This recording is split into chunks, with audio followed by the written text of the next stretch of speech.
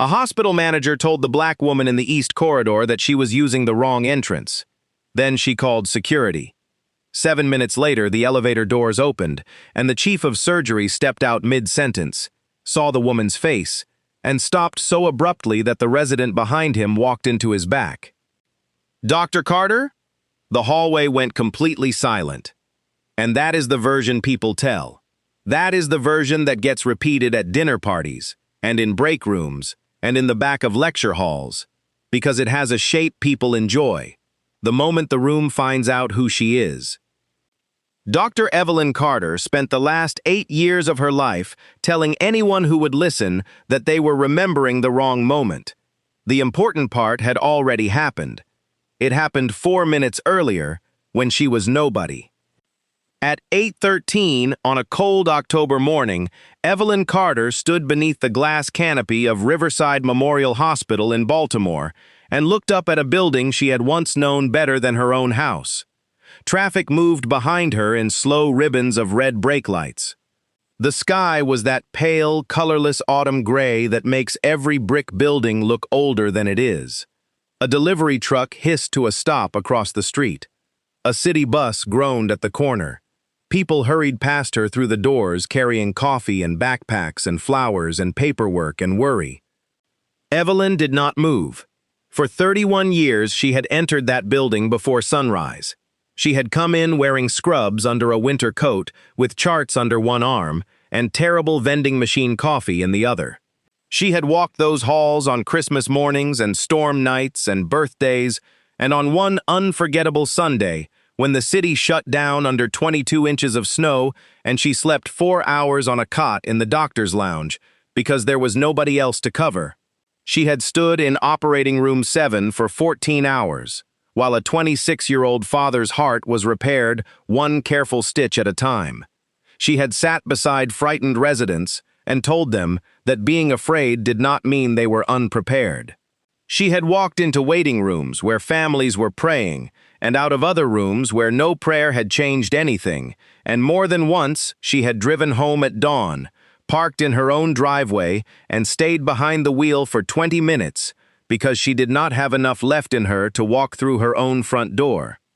Riverside had been a workplace, a battlefield, a classroom, a second home, and on certain mornings an enemy. On other mornings, something close to sacred ground. She was 62 now.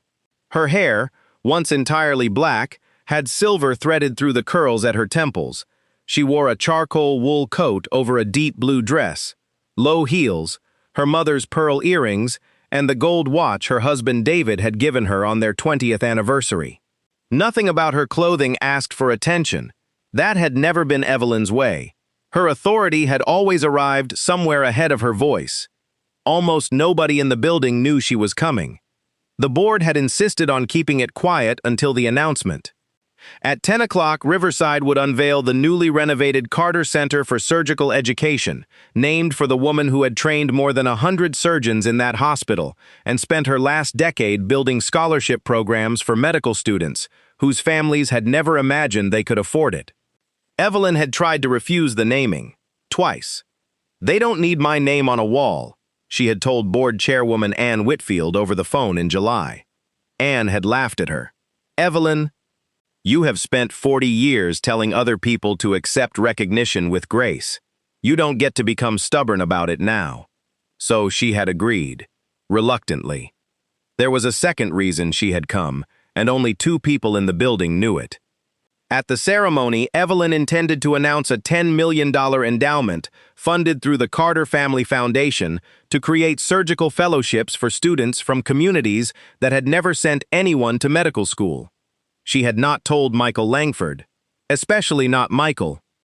Dr. Michael Langford, Riverside's current chief of surgery, had been a nervous, lanky, terrifyingly earnest resident when Evelyn first met him 28 years earlier. He had once dropped an entire tray during rounds because she asked him a question he could not answer. He had gone on to become one of the finest cardiothoracic surgeons in the Mid-Atlantic. Evelyn still carried both versions of him around in her head at the same time. That was one of the strange privileges of getting older. You keep people's beginnings. She finally stepped toward the doors. A volunteer greeted her just inside with a real smile. "Good morning. Can I help you find someone? I have a meeting on the surgical floor. You can check in at the desk just ahead." The lobby had changed, and that surprised her more than she expected. The old brown tile was gone, replaced with polished stone. The wooden information desk, where an elderly volunteer named Mr. Rosen used to hand out peppermints, had become a curved white counter with glowing screens. There was a cafe where the gift shop had been. A living wall of green plants rose almost 2 stories beside the elevators. The building didn't even smell the same. Less disinfectant, more roasted coffee, and expensive air freshener. Evelyn smiled at it. "Look at you," she said quietly. A young man in a navy vest looked up from the counter. "Good morning, ma'am. Name?" "Dr. Evelyn Carter," he typed. Then typed again.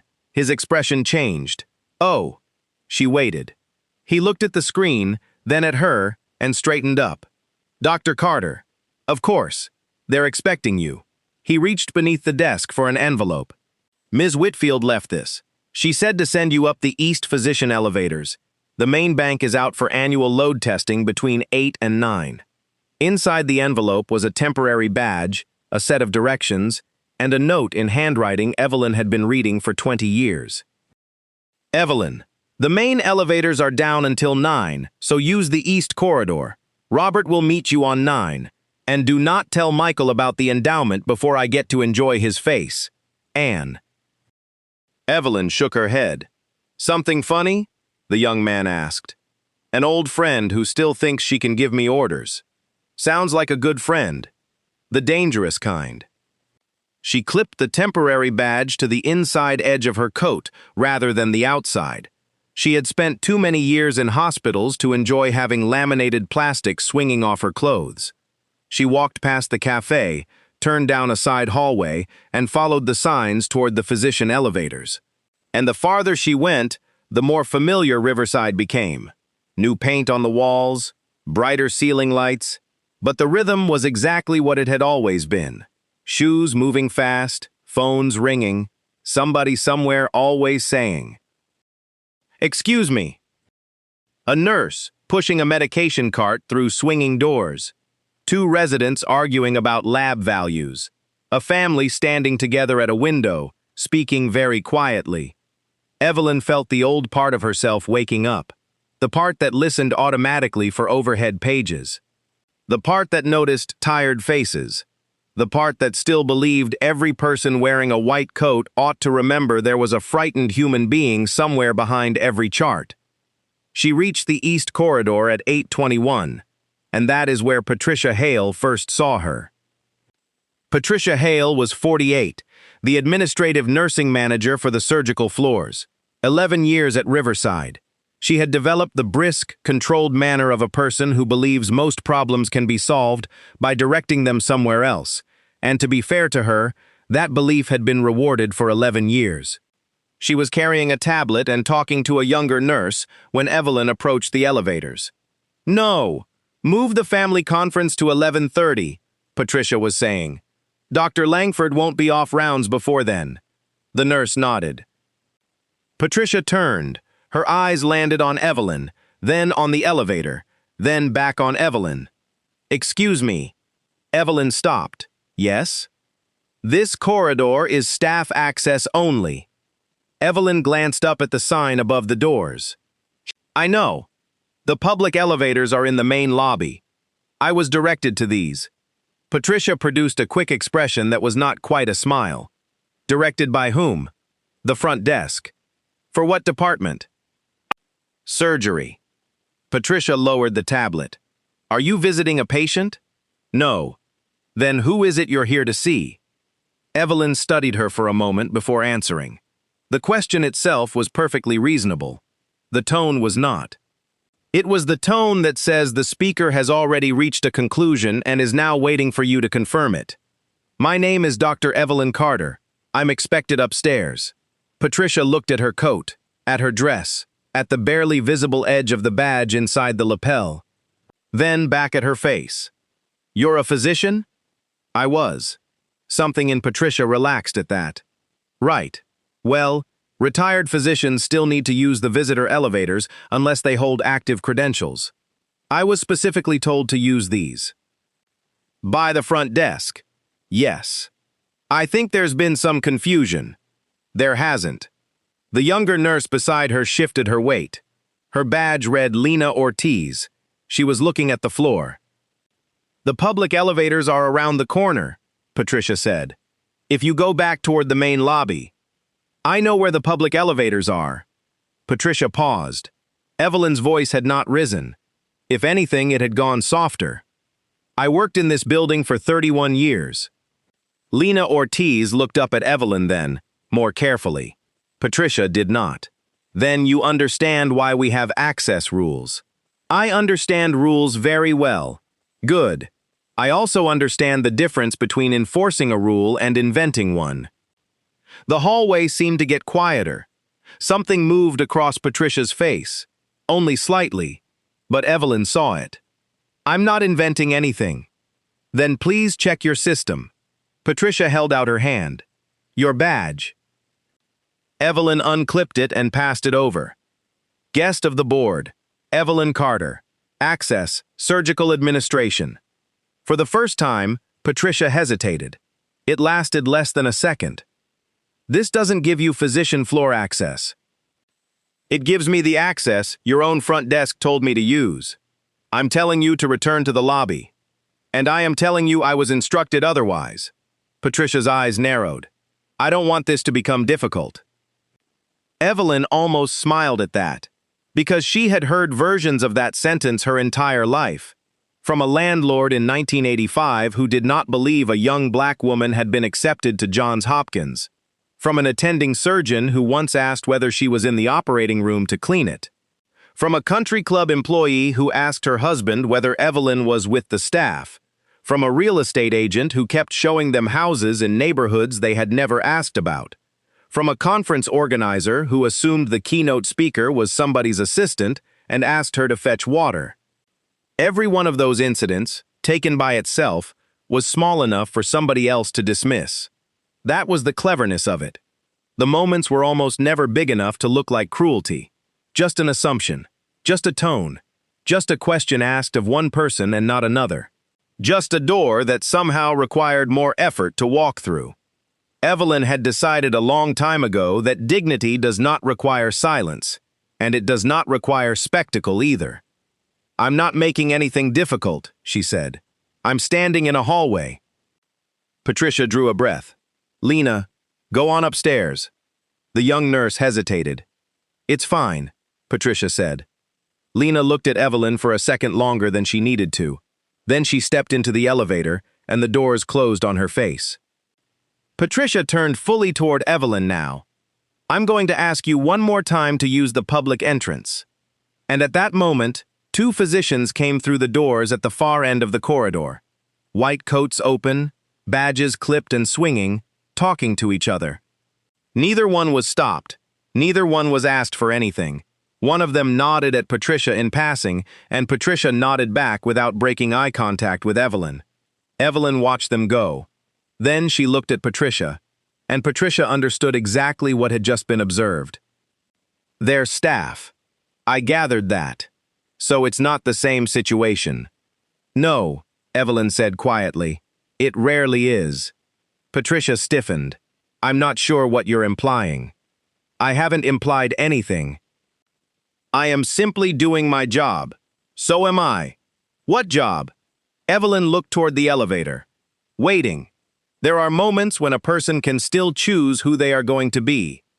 They are almost never announced. No music plays. Nothing tells you that you have arrived at one. Patricia Hale had one, standing in that corridor at 8:24 in the morning.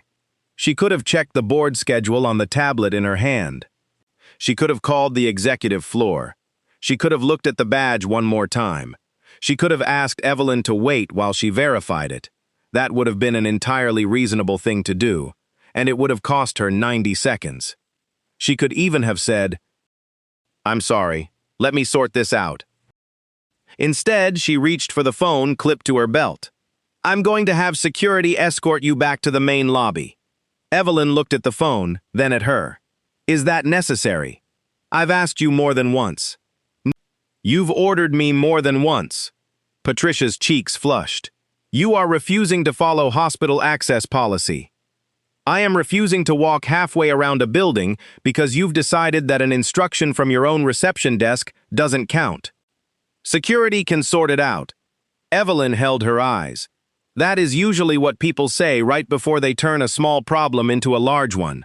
Patricia called anyway. Security Officer Thomas Keller arrived at 8:26. Tom was 53, broad through the shoulders, graying at the temples, 20 years of hospital security behind him. He was not an aggressive man. That morning he was mostly tired. He had already helped locate a missing elderly patient in the parking garage stairwell, broken up an argument between two drivers over a loading space, and carried a box of donated blankets up to pediatrics because the volunteer who brought them in couldn't lift it. He came down the corridor slowly. What's going on? Patricia answered before Evelyn could. She's refusing to leave a restricted area.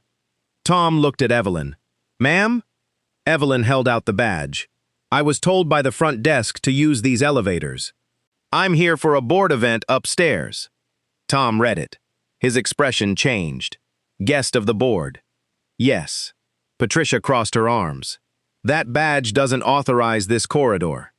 Tom looked at the elevator, then at Patricia. Then back at Evelyn. Do you have a name for who you're meeting? Robert Ellis is meeting me on 9. Tom knew that name. Everyone in that building knew that name. Robert Ellis was Riverside's president and chief executive. He glanced at Patricia, and Evelyn watched something cross Patricia's face that had not been there a minute earlier. You're meeting Mr. Ellis, Tom said. He's one of the people I'm meeting. Patricia spoke fast. Then we can walk her back to the lobby and call his office from there. Evelyn turned toward her. Why back to the lobby? For everyone's safety. The sentence landed on the floor of that hallway and stayed there. Tom's eyes moved to Patricia. Evelyn did not react right away. She let it sit for a full 3 seconds, which was considerably worse for Patricia than any response would have been. Whose safety? She asked. Patricia opened her mouth. Closed it. I mean hospital security. There are 6 people in this hallway, Evelyn said. I am 62 years old. I am wearing low heels and carrying a handbag and an invitation. Which part of me has created a safety concern? Patricia's face went red. That is not what I meant. Then choose your words more carefully. In a hospital, of all places, you should know what happens when the wrong word gets written down. Tom cleared his throat. Dr. Carter, if you're comfortable waiting right here, I'll call upstairs. Thank you. Patricia turned on him. Tom, she is in a restricted corridor. And she's holding a board credential. That doesn't override policy. No, Tom said, but it means I'd rather verify before I move anybody. I want to stop here for a second, because this is the part of the story that almost nobody repeats afterward. Tom Keller did not do anything heroic. He didn't make a speech. He didn't confront his colleague. He didn't recognize anyone. He had no idea who Evelyn Carter was, and he wouldn't have known the name if you'd shown it to him. All he did was ask one more question before acting on somebody else's conclusion. That is the entire difference in this story. That is the whole of it. And it took him about 11 seconds. He stepped a few feet away and used his radio. The call took less than a minute. But in a hospital corridor, 1 minute is long enough for an audience to assemble. A transporter pushing an empty wheelchair slowed to a walk. 2 nurses came through the doors, looked, and looked again over their shoulders. A surgical resident stopped at the water fountain and stayed there considerably longer than a drink of water requires, holding his phone up in front of his face. A patient's daughter came around the corner, saw a security uniform, and stopped where she was. Evelyn felt every one of them. She had spent decades teaching young physicians how to hold themselves together while an entire room watched them. Slow the breathing. Drop the shoulders. Never let embarrassment make a decision on your behalf. That morning, she took her own advice. Patricia did not. You could have avoided all of this, she said quietly, close enough that only Evelyn heard it. And there it was again. The oldest move there is. The suggestion that the humiliation belongs to the person experiencing it. How? Evelyn asked. By simply using the proper entrance. I used the entrance I was instructed to use. You could have been more cooperative. Evelyn looked at her for a long moment. Cooperation is not the same thing as obedience. Patricia shook her head. You're turning this into something it isn't. What is it? A misunderstanding. Then why is there a security officer standing behind you? Patricia had no answer for that, and she was still trying to find one when Tom came back. I reached executive administration. Someone's coming down. Patricia checked her watch. That's completely unnecessary. Tom shrugged. They said stay put. And for the first time, something appeared in Patricia Hale's face that had not been there before. Not fear. Not yet. Just the first cold suspicion that this might not end the way she had assumed it would. At 8:29, the east elevator opened, and 4 physicians stepped out. The first was Dr. Michael Langford, 56 now, silver at the sides, carrying the slightly forward posture of a man who has spent 30 years leaning over operating tables. He was talking over his shoulder to the resident behind him. Check the echo again before noon, and if the gradients changed, call me directly. Don't wait for... He stopped walking. The resident nearly went into his back. Michael was staring across the corridor. Something moved across his face too quickly for anyone around him to name it. Recognition. Disbelief. Then something much older than either. Dr. Carter? Evelyn's mouth lifted at one corner. Good morning, Michael. He crossed the hallway in 4 steps. What are you doing down here? That is apparently a complicated question. He laughed once. And then he saw Tom, and he saw Patricia, and he saw the transporter who had stopped, and the 2 nurses, and the resident at the water fountain with his phone up. The laugh went out of his face. What happened? Patricia spoke first. There was a misunderstanding regarding corridor access. Michael looked at her, then at the badge in Evelyn's hand, then at the security officer. What kind of misunderstanding requires him? Evelyn said nothing. Michael turned to Patricia and asked it plainly. You called security on Dr. Carter? Patricia swallowed. I didn't know who she was. And Michael Langford said the sentence that Evelyn Carter would carry for the rest of her life. The sentence she would repeat in lecture halls, in board meetings, in a deposition, and eventually to a room full of 22-year-olds who had never heard of any of these people. You shouldn't have needed to. The corridor went completely still. Patricia's face lost its color, and she looked, for the first time that morning, like a woman standing in a hallway rather than a woman running one. Michael turned back to Evelyn. You're early. Anne told me to use the east elevators. The main bank is down for testing. He closed his eyes briefly. So Anne routed you through the one corridor in this building with an access checkpoint. Apparently so. I am going to have a conversation with Anne. Get in line. For about 2 seconds, they were 28 years younger, a nervous resident and a demanding attending, and then Michael looked around at the hallway again, and it left him. Come upstairs, he said. Tom handed her badge back. I'm sorry for the trouble, Dr. Carter. You checked before you assumed, Evelyn said. That matters more than you think it does. Tom gave a small nod and stepped back. Patricia was standing 3 feet away. She looked as though there were something she wanted to say. Evelyn waited. Nothing came. Not then. Michael stepped into the elevator with her, and the doors began to close, and just before they met, Evelyn looked out through the narrowing gap. Patricia Hale was still standing in exactly the same place. And for the first time that morning, she looked very small. The elevator rose. Michael said nothing until they passed 4. Then he let out a breath. Tell me exactly what happened. I'd rather not do that in an elevator. Evelyn, I'm fine. That was not my question. She looked at him. He had always done this. As a resident, he could be intimidated by practically anyone. But the moment he thought somebody was being hurt, he turned into a mule. Later, she said.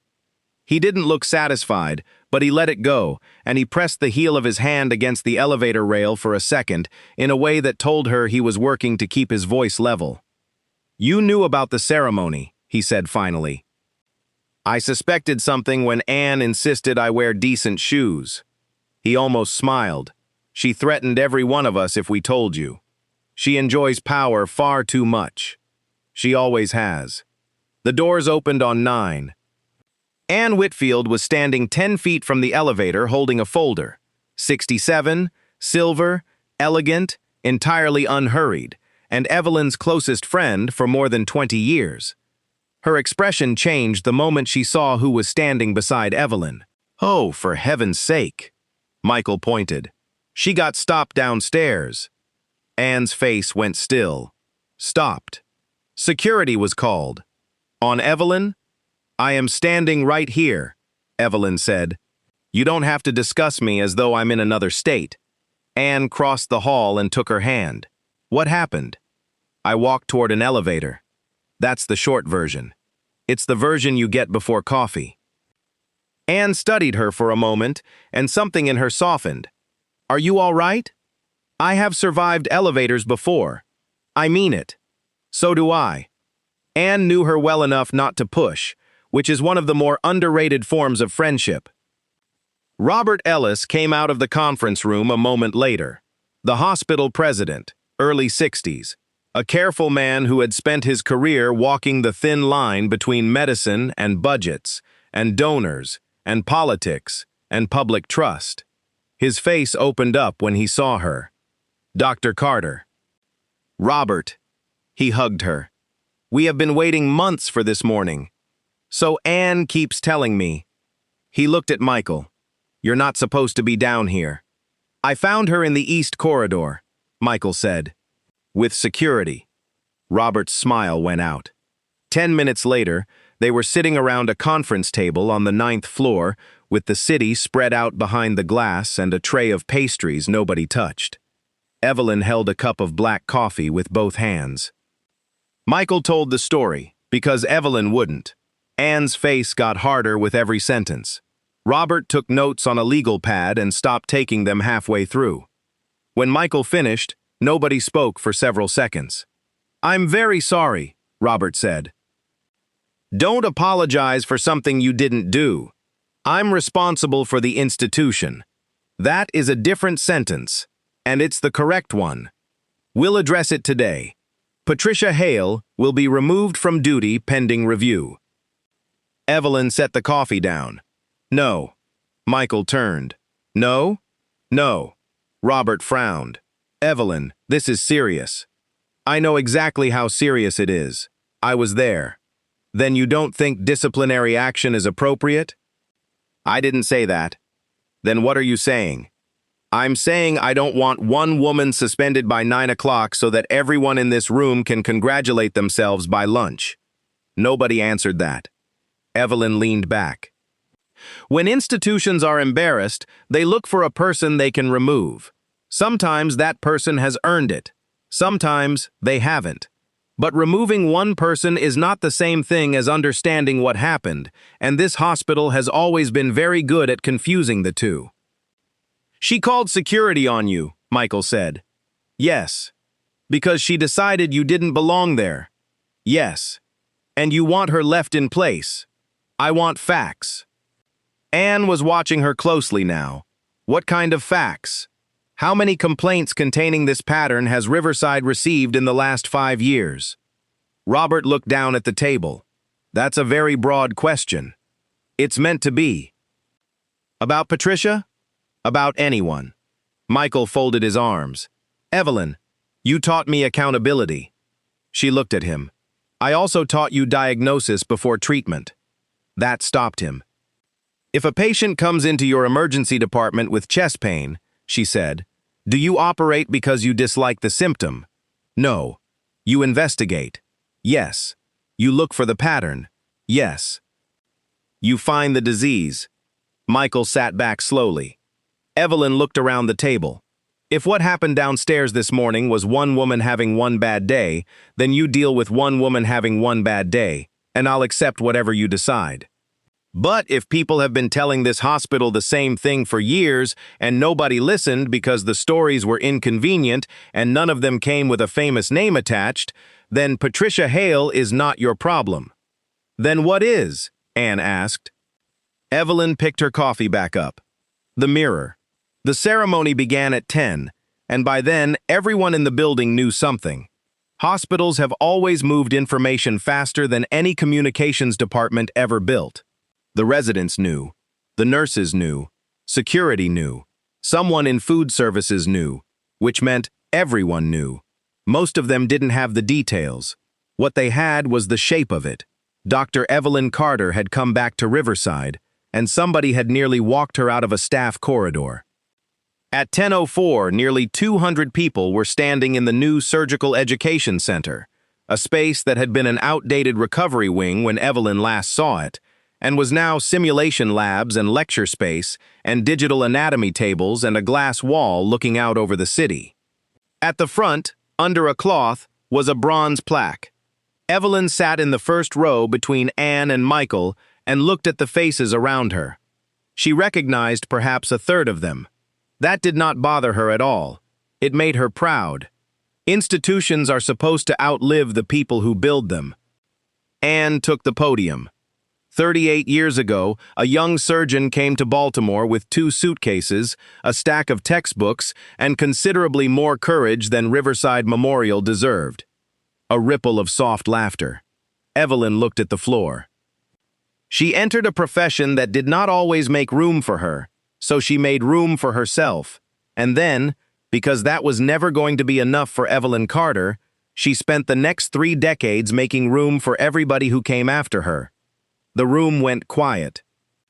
Anne talked about the cardiac program Evelyn helped build, about the residency reforms she fought the board over for 4 years and eventually won, about the families she sat with, about the surgeons she trained.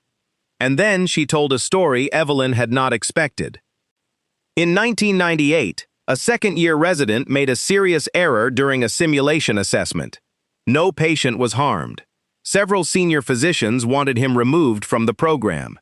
Michael, beside Evelyn, lowered his head. People began to turn toward him. One physician disagreed, Anne said. She argued that a mistake should be examined, not used as an excuse to discard a person.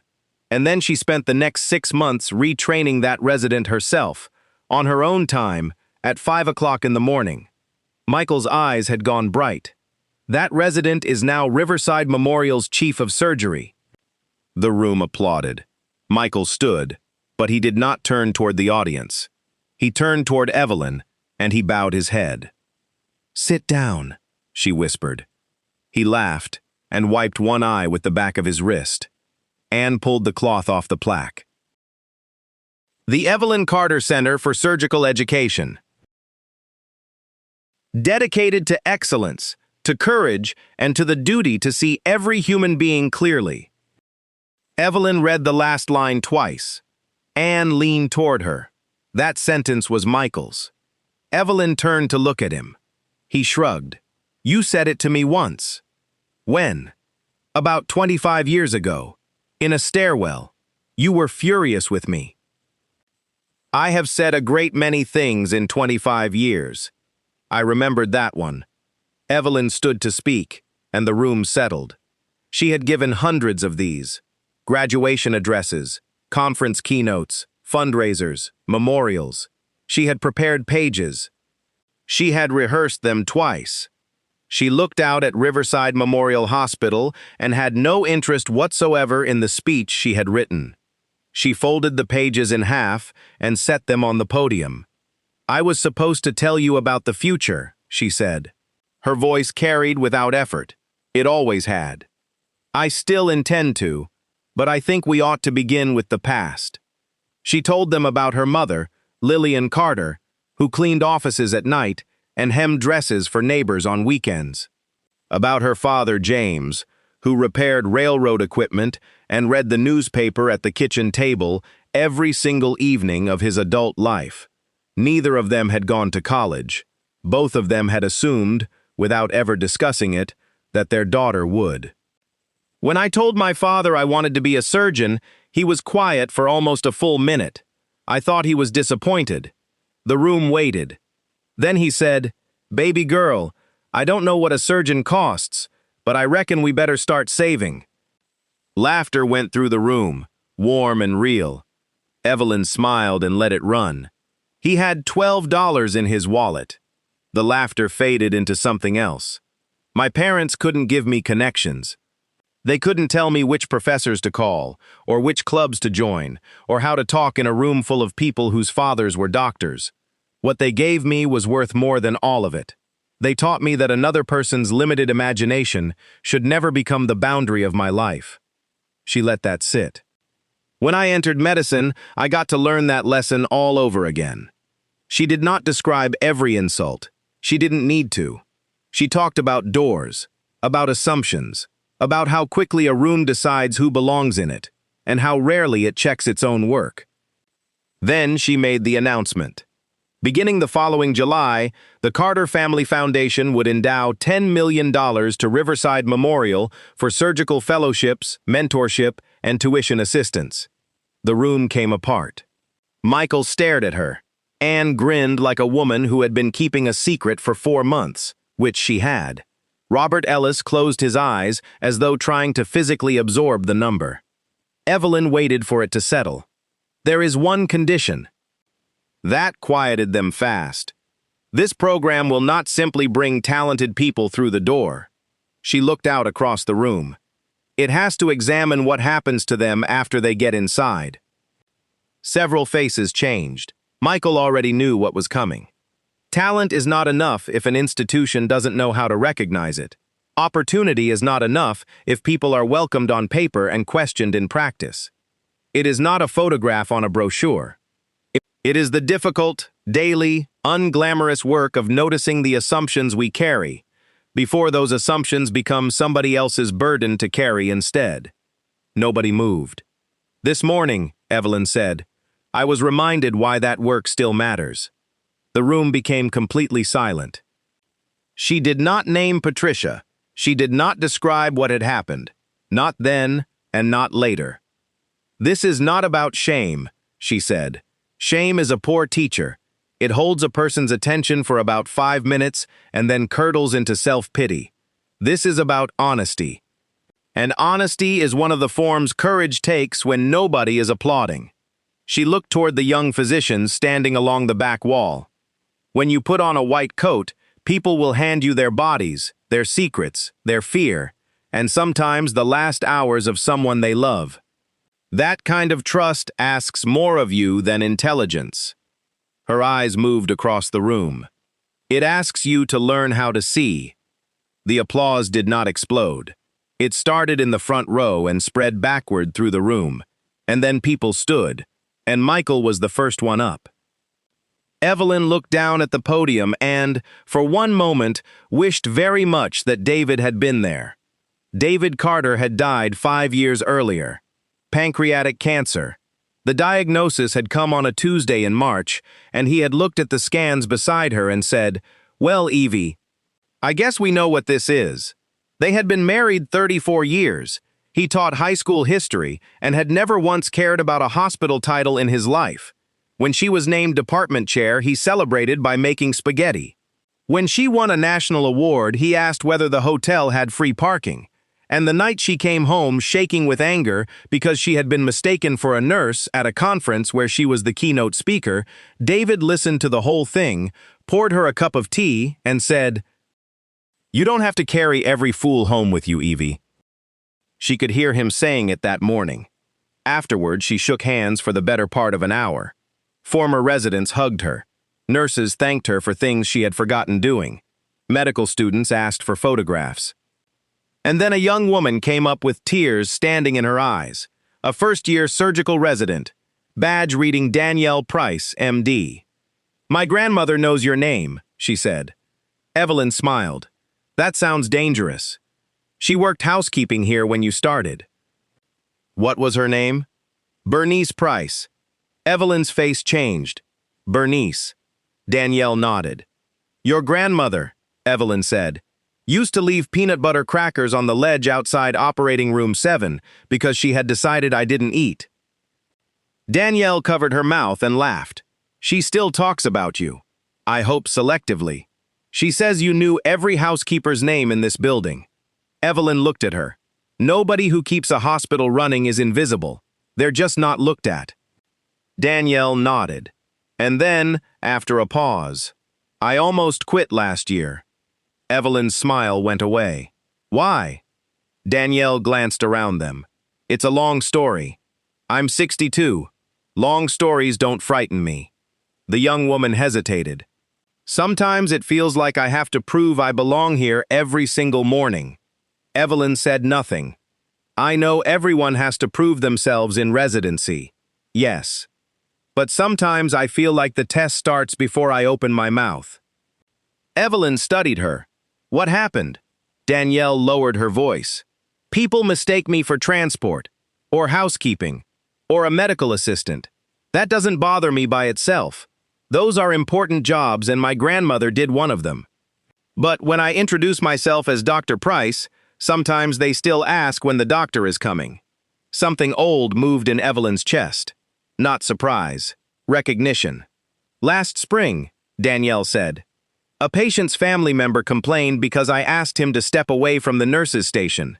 Ms. Hale told me I needed to be more aware of how I come across. Evelyn's head turned. Patricia Hale? Danielle looked startled by the reaction. Yes. What happened after that? Nothing. I apologized. For what? Danielle gave a small, tired smile. I'm still not entirely sure. Evelyn didn't ask anything else. Not there. Not in a room with 200 people in it. But she remembered every word. That afternoon, Robert convened a small review.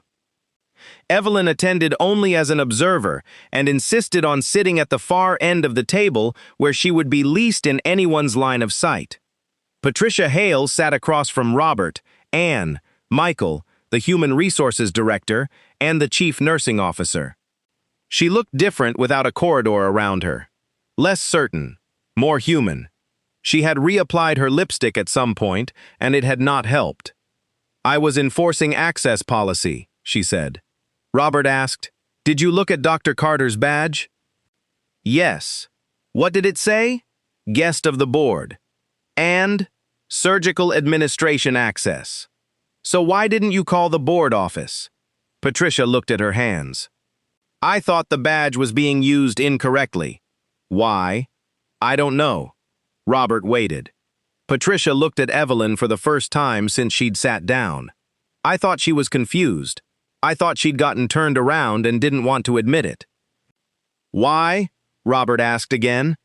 Patricia's eyes filled with something between frustration and panic. I don't know. And Evelyn spoke for the first time. Then that is where you start. Everyone turned. Patricia looked at her. You keep saying you were enforcing a rule, Evelyn said. But the moment the rule stopped supporting your conclusion, you kept going anyway. That is the part worth understanding. Not the rule. The moment after it failed you. Patricia swallowed. I made a mistake. Yes. I'm sorry. I believe you are. Patricia looked surprised by that. But an apology answers what you did, Evelyn said. It doesn't answer why you did it. And you are the only person in this room who can go and find that out. Patricia looked away. I wasn't trying to discriminate against you. I didn't accuse you of trying. I would never. Evelyn lifted a hand, and Patricia stopped. Intent is comforting because we control it, Evelyn said. Impact is harder, because other people are the ones who experience it. Every human being on Earth would prefer to be judged by the first and remembered for the second. It doesn't work that way. Patricia's eyes dropped to the table. I treated you badly. Yes. I'm ashamed of it. Good. Several people around the table looked startled by that answer. Evelyn didn't soften it. Shame is useful for about 5 minutes.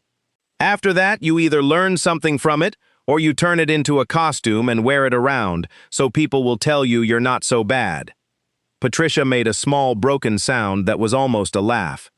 Evelyn leaned forward. "You do not need me to tell you that you are a terrible person. I don't believe that, and I've met a few. What you need is to understand what made you look at me, read my badge, listen to my explanation, and still decide that I could not possibly belong where I said I belonged." "I don't know," Patricia said.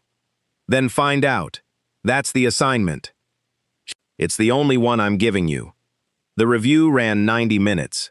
By the end of it, Robert Ellis had ordered a full audit: staff complaints, patient grievances, access incidents, and disciplinary reports going back 5 years. Not just Patricia's. All of them. Evelyn drove home that evening believing the matter might reasonably end there. She was wrong about that, considerably. 3 days later, Robert called her at home. "Can you come back in? What did you find?" There was a pause on the line that went on a beat too long. "I'd rather not do this by phone." She came back the following Tuesday. Nobody stopped her in the East Corridor. She noticed that, and she noticed herself noticing it, and she was not entirely pleased with either.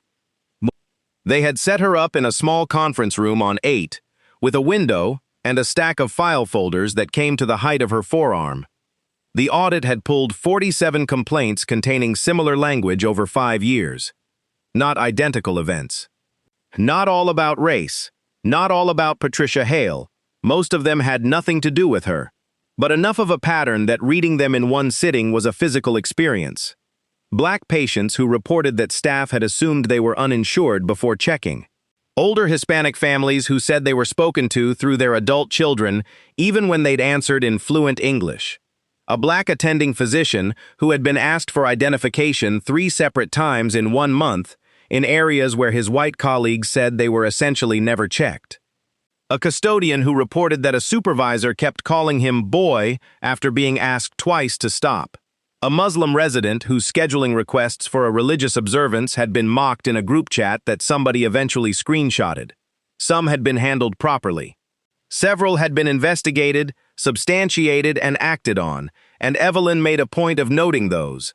Others had been filed, acknowledged, and quietly closed. And a handful had disappeared into a particular kind of administrative language that Evelyn had been reading her entire career. Miscommunication. Customer service issue. Interpersonal conflict. No policy violation substantiated. She read for almost 2 hours without speaking. Then she closed the last folder and sat looking at the stack. How many of these people still work here? Robert checked his notes. Most of them. And how many of them know their complaint was ever actually read? He didn't answer. "That means none," Evelyn said. Michael was sitting by the window. He had been silent nearly the entire morning, which was unlike him. "I've been here the whole time," he said finally. Evelyn looked over. "So have a great many good people. That's rather the point. I should have known. About every complaint in a hospital with 4,000 employees. No. Then stop putting yourself at the center of it. It's a very comfortable place to stand and nothing useful happens there." Michael looked at her, and something in his face was almost grateful. "You really haven't changed." "I have changed considerably. I now require reading glasses, and I've become extremely opinionated about mattresses." Anne, at the end of the table, made a sound into her coffee. Evelyn straightened the stack of folders in front of her.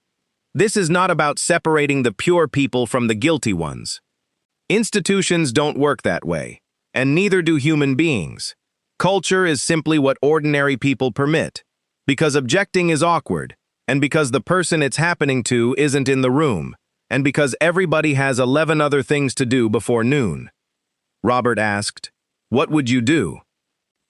Evelyn put her hand flat on top of the files. "Talk to the people who wrote these, all 47, not a survey, not a form, a chair, a table, and a person who has to sit there and listen to the whole thing without interrupting. That will take months." "Yes," Evelyn said. "That's what makes it real." She was reaching for her coat when she saw it. The folders had been sorted by year, and she had been working backward, and the 2019 stack was the one she had already finished. But a single sheet had slid loose and was lying face up on the table near Anne's elbow. An intake summary. The one-page cover form the complaint office generates before anything else. Evelyn only glanced at it because it was there. Complainant: Ajay, Nia, MD, PGY2, surgery. Respondent: Langford, Michael, MD, Chief of Surgery. Disposition: Interpersonal conflict. No policy violation substantiated. Closed. Evelyn stood very still with her coat half on. Anne noticed first. Evelyn? Michael turned from the window. Evelyn picked up the page. She read it once. Then she read it again, more slowly. Then she set it down on the table in front of her, squared it with the edge, and said, in a voice that had gone completely level, "Robert, I'd like the full file on this one." The full file was 4 pages long, and Evelyn read it standing up.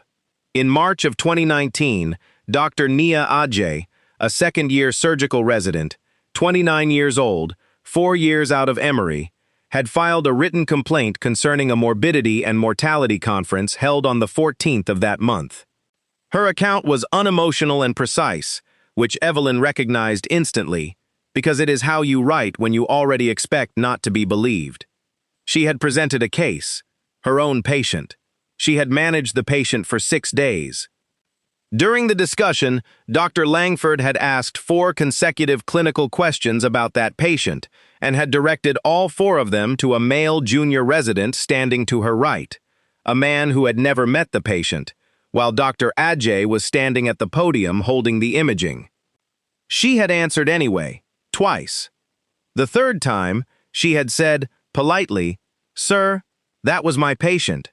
I can walk you through the timeline." And in front of somewhere between 8 and 11 people, Dr. Michael Langford had said, "Let's not make this personal, doctor." That was it. That was the entire incident. The complaint had been reviewed by the department. 2 witnesses were interviewed. Both said they didn't recall anything unusual. It was closed 6 weeks later as an interpersonal conflict with no policy violation substantiated, and Dr. Ajay was offered a meeting with a wellness counselor, which she declined. She transferred out of Riverside 11 months later, finished her training in North Carolina, and had been practicing general surgery in Charlotte for the last 4 years. Evelyn set the pages down. The room was extremely quiet. Michael was standing now. He had come around the table at some point and was looking at the file from 6 feet away, as though it might be somebody else's. "I don't remember it," he said. And Evelyn nodded slowly, because that was the worst possible answer, and also the only honest one. "I know you don't," she said. "That's what she's been carrying." Michael put his hand on the back of a chair. "Evelyn, I have run 400 of those conferences. I ask questions to the room. I don't." He stopped himself, and she watched him hear his own sentence. "That's not an answer, is it?" "No." Robert cleared his throat. "This was reviewed at the time. It was reviewed by his department," Evelyn said, "by people who report to him, and it was closed with a phrase that means nothing." She turned the page around so it faced them. "No policy violation substantiated." "Robert, that sentence is doing so much work in this hospital it ought to be paid overtime." Anne had gone pale. "This is going to be very difficult." "Yes. He's the chief of surgery. He's the man who stood up in that corridor for you. He wrote the line on your plaque." "I'm aware of all 3, Evelyn said. "That is exactly why it's the important file." Michael was looking at the floor. "I'll resign." And Evelyn Carter turned on him with more heat than she had shown at any point in the previous week. "Absolutely not." He looked up. "You will not do that. Evelyn, do you understand what happens if you resign?" She stepped toward him. "The hospital gets to have a very difficult week, and then a very clean story." The chief of surgery fell on his sword. Everyone agrees it was handled, and Nia Ajay, who is in Charlotte right now and has no idea any of this is happening, gets absolutely nothing out of it except the news that a man she has never heard from again lost his job because of a form she filled out 7 years ago. Michael's jaw moved. "That is not accountability," Evelyn said. "That is theater, and it is astonishingly convenient for you, because in about 6 months you will have become the injured party in your own story, and you will believe it, because that is what people do." The room was silent. "Then what?" Michael said. Evelyn picked up the file and held it out to him. "You call her." He stared at it. "Not the hospital, not counsel, not human resources with a script and a recording line. You call Dr. Nia Ajay in Charlotte, and you say her name correctly, and you tell her that you have read what she wrote, and that you do not remember it, and that you understand that is the point. And then you stop talking," Evelyn said, "and you let her say whatever she wants to say to you, including nothing." Michael took the file. "What if she hangs up?" "Then she hangs up. She is entitled to. You'll survive it, which is more than she got." He made the call 4 days later, on a Friday afternoon, from his office with the door closed. Evelyn was not in the room and never asked for the details, and Michael only ever told her 2 things about it. The first was that Nia Ajay did not hang up. The second was what she said about 2/3 of the way through, after he had finished and gone quiet and left her the silence. She said, "I'm not going to tell you it's all right, because it isn't, and I built a whole life out of it not being all right. I moved 800 miles. I have a mortgage in a city I didn't choose." And then, after a moment, "But I'm going to tell you that I believe you don't remember it. That's the part I couldn't make anyone understand at the time. Everybody kept asking me what you meant. Nobody ever asked me what it cost." Michael asked her whether she would consider coming back to Riverside. She said no, and she did not soften it. Then she asked what the hospital was actually doing, and he told her, the audit, the 47 files, the listening sessions Robert had scheduled for the following month. And Dr. Nia Ajay was quiet for a while on the other end of the line. Then she said, "I'll do one. By video. I'm not coming into that building." "Understood." "And Dr. Langford, I want to be in the room when the residents are. Not the administrators. The residents. All right? Because they're the ones who need to hear that you can file the form and nothing happens, and you'll still be a surgeon on the other side of it. That's the part nobody tells you." The listening sessions ran through November and into December. No cameras, no communications team, no prepared statements, and no press release afterward, which Robert Ellis argued about for 2 weeks and lost. They held them in an old conference room on 4, with the chairs arranged in a circle, because Evelyn insisted on the circle and would not explain why, beyond saying that a table lets people hide their hands. Employees came. Former employees came, some of them driving in from as far as Philadelphia. Patients came.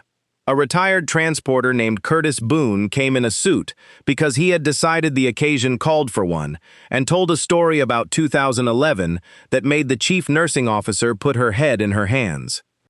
Some of the stories were devastating, some were genuinely ambiguous, and Evelyn made sure those got the same amount of air as the others, because a process that only accepts the clearest cases teaches everyone to exaggerate. And some of them were just small and tired, and had been carried a long way. Patricia Hale attended 11 of the 14 sessions. Nobody made her. She was not required to be there, and, given who she was in the building, several people would have preferred she wasn't. At the first one, she sat with her arms crossed high on her chest. By the 4th, she had her hands in her lap. By the 7th, she was taking notes in a small notebook, and by the 9th, she had stopped taking notes and was just listening, which is harder. Danielle Price spoke at the 3rd session. Evelyn sat in the back. Danielle described being questioned outside an operating room while wearing scrubs and a badge with her photograph on it. She described being told, in a residency interview, that she was surprisingly articulate. She described an attending who confused her, repeatedly, over 14 months, with the only other black woman in the department, a woman 4 inches shorter than her. And then she said the thing that changed the temperature of the room. None of those things destroyed me. She looked down at her hands. But they made me tired. The word sat there in the middle of the circle. Not furious, not wounded, tired. The hardest part, Danielle said, is that every single incident is small enough that you feel foolish bringing it up. So you decide to let it go, and then another one happens, and another, and eventually you're spending more energy every week deciding whether something counted than you're spending learning how to operate. Across the circle, Patricia Hale spoke. I told you to apologize to that family. Danielle looked up. Yes. Patricia took a breath. I was wrong. I appreciate you saying that. I thought I was teaching you to de-escalate. You were, Danielle said. Patricia frowned, confused. You were teaching me that keeping other people comfortable was part of my job, Danielle said. And I learned it. That's the thing. I was a very good student. Patricia lowered her eyes.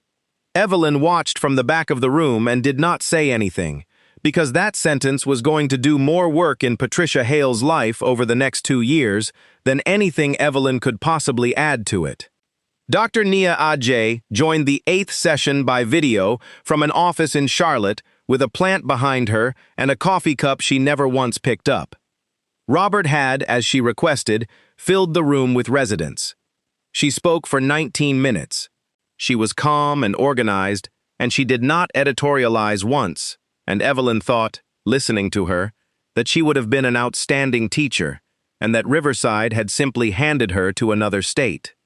At the end, a first-year resident near the front asked her the only question that mattered. Would you file it again, knowing how it turned out? Nia Ajay thought about it for a long moment. Yes, she said, but not for the reason you think. Not because I thought it would fix anything. I knew what was going to happen to it before I hit send. She picked up the coffee cup finally and put it down again without drinking. I filed it so there'd be a piece of paper, so that if anybody ever came looking, 7 years later, there would be something there to find. She looked into the camera. Somebody came looking. That took 7 years. And it took a scandal in a hallway that had nothing to do with me. But the paper was there. Michael Langford was standing at the back wall with his arms folded. He did not speak during the session, and he did not speak afterward. He was still standing there 20 minutes after the room had emptied. In January, Patricia Hale asked to meet privately. They sat in a quiet room near the old chapel on 2, the one nobody uses anymore because the new chapel has better light. Patricia looked as though she hadn't slept properly in a month. I almost resigned in November, she said. Evelyn waited. I had the letter written. I thought everyone here would be better off if I just left. Would they? I don't know. Then why resign? Because I'm embarrassed. That, Evelyn said, is about you. Patricia looked at her. If you resign because you're unwilling to be uncomfortable in a building where people know what you did, you learn essentially nothing. And you take the lesson with you and bury it in the next job. I've watched people do it for 40 years. They arrive somewhere new and reinvent themselves as a person things happen to. Patricia turned her wedding ring around her finger. My daughter asked me what happened. How old is she? 17. What did you tell her? The truth. That must have been unpleasant. She cried. Patricia's voice caught. She said she didn't recognize the person I was describing. Evelyn said nothing. I didn't either, Patricia said. And Evelyn Carter looked at the chapel doors for a while. Then she said something she had told exactly 2 people in her life, one of whom was dead. When I was 32, I destroyed a resident in an operating room. Patricia's head came up. You? Yes. What happened? He gave me a wrong answer during a case. It was not a dangerous answer. It was simply wrong.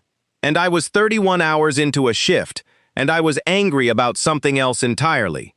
I've never been able to remember what.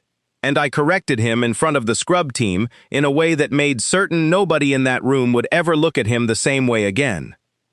What did you do afterward? I told myself standards mattered. Patricia made a small sound. That sounds familiar. It should. It's the same sentence. It's always the same sentence. What happened to him? His name was Peter Vance, Evelyn said. He left surgery 6 months later, went into pathology, which he was very good at, and I am told he had a perfectly fine career and retired to Vermont. Then, I don't know whether I caused it, Evelyn said. That's the part I've had to live with. Not the guilt of knowing, the permanent uncertainty of not. She folded her hands. I apologized to him before he left. He accepted it graciously, which was worse. An apology does not rewind a person. Patricia was very still. I became a better teacher because I hated who I had been in that room, Evelyn said. Not because anybody told me I was good at it, because I understood, finally, that I had been wrong, and that being tired was an explanation and not an excuse. Why are you telling me this? Evelyn looked at her. Because accountability without hope is just punishment, and hope without accountability is just denial. I've watched institutions do both for 4 decades, and neither one has ever fixed anything. Patricia's eyes filled. And then, for the first time since the two of them had met in a corridor in October, she smiled. A small one, and a real one. By spring, Riverside announced the reforms, and they were less dramatic than anybody wanted. That is generally how it goes. The changes that work are almost never the ones that photograph well. Complaint reviews were moved out of the departments and into an independent office, so that no one would ever again be investigated by people who reported to him. Staff identification policy was standardized into a single written procedure with no discretionary language in it, because Evelyn had spent a full afternoon arguing that use your judgment is not a policy, but a vacancy where a policy should be. Residents got an anonymous reporting channel that reported to the board, not the department. Leadership evaluations began including climate measures. The patient advocacy office was expanded from 2 people to 6. And every complaint that was closed had to be closed in writing, in plain English, and sent to the person who filed it. That last one was Evelyn's. Robert fought her on it for 3 weeks on the grounds of legal exposure. She won by asking him a single question in front of the board. If we're not willing to explain it to them, why are we willing to do it? The hospital also stood up a rotating advisory council. Nurses, physicians, technicians, custodial staff, security officers, patients, community members. Evelyn refused a permanent seat. You don't need an old woman turning into another piece of furniture in this building. Anne objected. You are not old. I am old enough to know when to leave a room. That's a different skill, and almost nobody has it. She agreed to come twice a year. Michael Langford stayed on as chief of surgery. That decision was reviewed by the board, argued about at length, and was not universally popular. 2 members voted against it, and one of them told a reporter so, off the record, 18 months later. What the board required of him was a written plan, an outside review of his teaching conferences for 2 years, and one condition Michael added himself that nobody asked for. At the start of every morbidity and mortality conference he ran from that point forward, he opened by naming the resident presenting and stating that the questions would be directed to them. It sounds small. It is small. It also meant that for the next 9 years, every single resident who trained at Riverside Memorial watched the chief of surgery do something in public, every week, that he had been made to learn. Danielle Price became chief resident.